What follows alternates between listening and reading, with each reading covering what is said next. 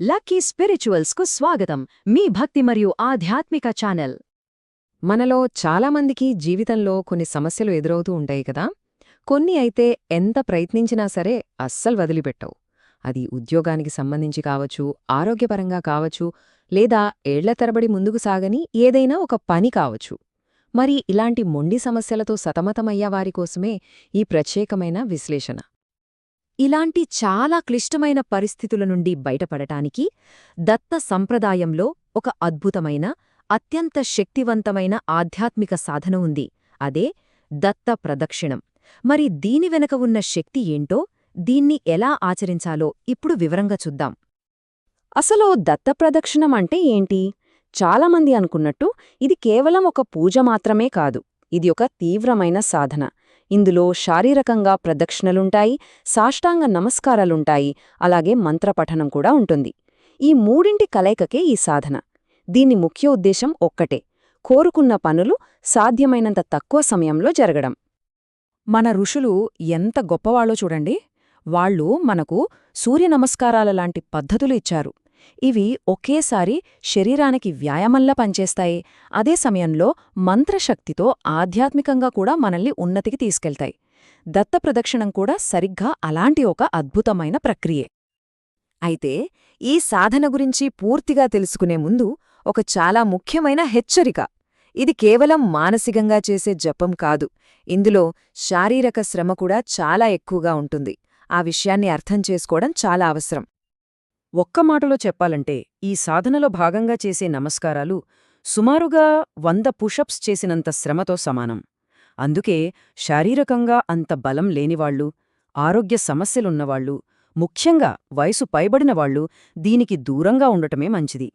ఎవరైనా సరే తమ శారీరక శక్తిని అంచనా వేసుకుని, అవసరమైతే ఫ్యామిలీ డాక్టర్ సలహా తీసుకున్నాకే దీన్ని మొదలుపెట్టాలి. సరే, తీసుకోవాల్సిన జాగ్రత్తల గురించి తెలుసుకున్నాం కదా. ఇక అసలు ప్రక్రియలోకి వెళ్దాం. ఈ సాధనలో మొదటి భాగం ఉదయం పూట దత్తాత్రేయ స్వామికి చేస్తాం.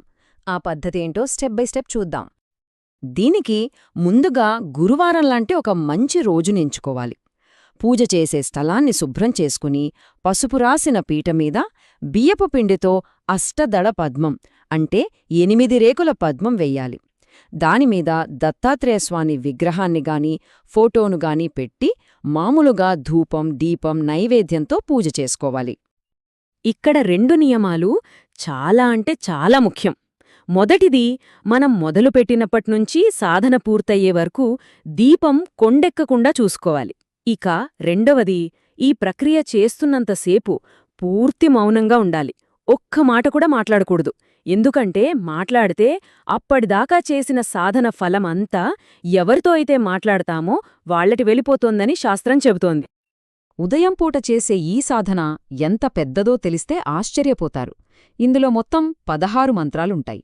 ఒక్కో మంత్రాన్ని 7 సార్లు చొప్పున చెప్పాలి. అంటే 16ని 7తో గుణిస్తే మొత్తం 112 ప్రదక్షిణలు, 112 నమస్కారాలు చెయ్యాలి. ఇది సంకల్ప బలానికి నిజంగా ఒక పెద్ద పరీక్ష. ఇక్కడ నమస్కారాల విషయంలో పురుషులు సాష్టాంగ నమస్కారం చెయ్యాలి. అంటే శరీరం మొత్తం నేలకు ఆనేలా నమస్కరించాలి. అదే స్త్రీలైతే పంచాంగ నమస్కారం చెయ్యాలి. ఎందుకంటే మాతృత్వానికి ప్రతీకలైన వారి శరీర భాగాలు నేలకు తాకకూడదనే ఒక గౌరవంతో మన పెద్దలు ఈ నియమాన్ని పెట్టారు. ఒక్కో మంత్రం చదువుతూ ఒక ప్రదక్షిణ చేసి విగ్రహం ముందుకు రాగానే నమస్కారం చెయ్యాలి. ఇలా 16 మంత్రాలకి 16 ప్రదక్షిణలు, 16 నమస్కారాలు చేస్తే ఒక సైకిల్ పూర్తవుతుంది. అలా మొత్తం 7 సైకిల్స్ పూర్తి చేశాక స్వామివారి ముందు కూర్చుని ముగింపు శ్లోకాన్ని ఒక మాల అంటే 108 సార్లు జపం చేయాలి. దీంతో ఉదయం చేయాల్సిన ప్రక్రియ పూర్తవుతుంది. కానీ ఆగండి, సాధన ఇంకా పూర్తి కాలేదు. ఇప్పుడు దీనిలో రెండవ భాగముంది. అదే సాయంత్రం పూట అనఘాదేవికి చేసే ప్రదక్షిణం. దాని గురించి కూడా తెలుసుకుందాం. అసలు అనఘాదేవి ఎవరు?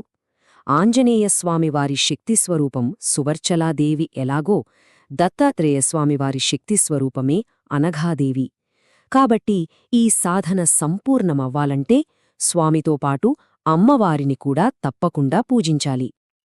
ఈ పూజని సూర్యాస్తమయం సమయంలో చేయాలి. అనఘాదేవితో కలిసి ఉన్న స్వామివారి ఫోటో ముందుగాని లేదా ఏదైనా అమ్మవారి ఫోటో ముందుగాని అమ్మవారికి సంబంధించిన ప్రత్యేక శ్లోకాలు చదువుతూ 108 ప్రదక్షిణలు చేయాలి. ఆ తర్వాత ఉదయం జపం చేసిన ముగింపు శ్లోకాన్నే మళ్లీ 108 సార్లు జపించి ఈ సాధనను పూర్తి చేయాలి. ఇంత కష్టపడి ఉదయం, సాయంత్రం ఈ సాధన చేసిన తర్వాత అసలు మనకు లభించే ఫలితమేంటి? ఈ దత్తప్రదక్షిణం యొక్క అంతిమ ప్రయోజనమేంటో ఇప్పుడు స్పష్టంగా తెలుసుకుందాం. ఈ సాధన యొక్క ముఖ్య ఉద్దేశ్యం దాని శక్తి అంతా ఒక్కదానిమీదే కేంద్రీకృతమై ఉంది. ఎంతకి మొండి సమస్య నుండైనా బయటపడి కోరుకున్న లక్ష్యాలను చాలా తక్కువ సమయంలో సాధించడం. ఇది అంత శక్తివంతమైన ప్రక్రియ. కొన్ని చివరి విషయాలు గుర్తుంచుకోవాలి. సంకల్పం చెప్పుకునేటప్పుడు సంస్కృతంలో చెప్పాలని ఏమీ లేదు. తమ సొంత భాషలోనే మౌనంగా స్వామికి మనసులో చెప్పుకుంటే చాలు. ఎంతోమంది భక్తులు ప్రతి గురువారం ఈ సాధనను ఆచరిస్తున్నారు. నమ్మకంతో, చిత్తశుద్ధితో ప్రయత్నిస్తే అద్భుతమైన ఫలితాలు ఖచ్చితంగా కనిపిస్తాయి.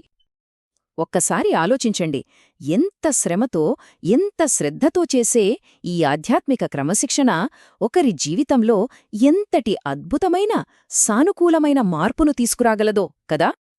ఇలాంటి మరిన్ని ఆసక్తికరమైన వీడియోల కోసం దయచేసి లక్కీ స్పిరిచువల్స్ను లైక్ చేయండి, షేర్ చేయండి మరియు సబ్స్క్రైబ్ చేసుకోండి.